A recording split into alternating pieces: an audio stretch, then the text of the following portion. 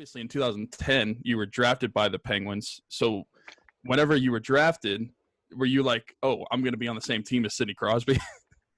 I was just at that time just kind of hoping for a chance to even just be in a locker room near those guys. Yeah. I was it's actually funny. 2008, 2009, growing up in Detroit, I was a big Wings fan, so I was on the wrong side of cheering for both of those cup runs. But I quickly learned in 2010 when I was drafted. Yeah.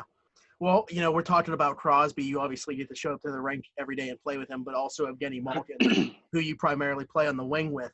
What is, so special about those guys? What makes them the player that it is? Obviously, they have the skill, but, what else is there? Because a lot of guys have the skill.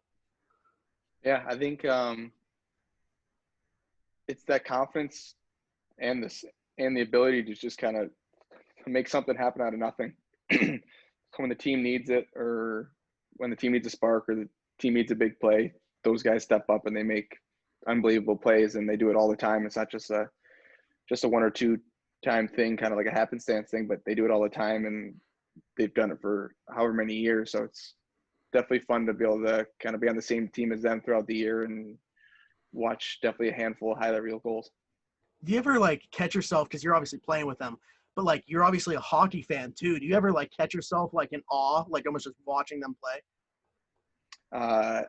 Definitely much more at the beginning of my career. I've become, I wouldn't say immune to it, but I've come to expect it, or it's not so much of a surprise to me anymore.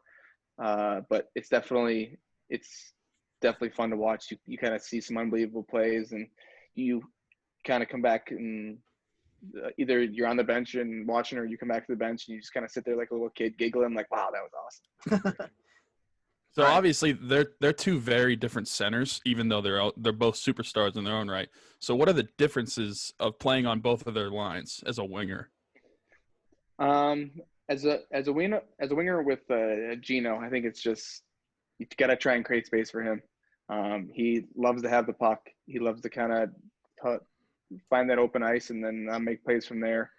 And I think with Sid, it's more of play together, kind of give and go, play a little bit more down low, make things happen a little bit quicker. As Geno likes to be a little bit more patient, kind of let plays develop. Yeah, I mean, I think we've always noticed. Does Sid like his wingers to be a little quicker than most do?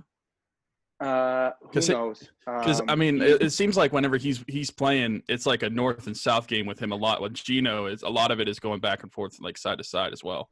Yeah, I think I definitely think that plays into it a little bit. I think you see the wingers that he has success with, and they're definitely a little bit quicker.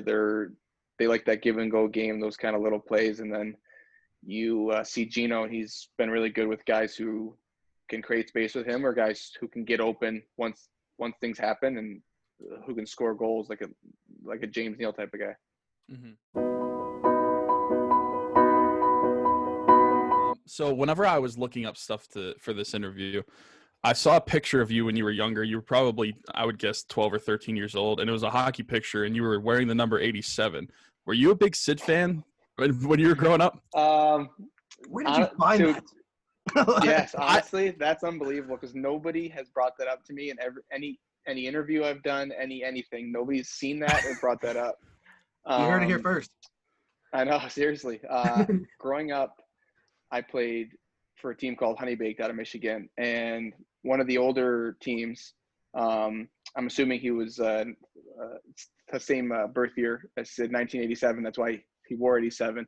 But I watched him once, and he was awesome, and it was great. So I was like, all right, well, I think it's a pretty cool number, so I'll be it. And then we ended up the following year, after I became 87, we went to a tournament in Quebec, where ironically Sid was playing junior at the time against the Quebec team. So we went to that game, and then there was all this talk about this. I think it was he might have been 16 at the time, the 16-year-old kid who's playing in this game, who's going to be the next big thing. And it was him. I ended up getting that night after the game. I was like, oh, he's awesome too. And he wears 87. I got a Sid jersey from when he played in juniors, which I also don't think he knows about. And soon after that, I changed to 21. But yeah, that's Wow. it's funny that you guys dug that up.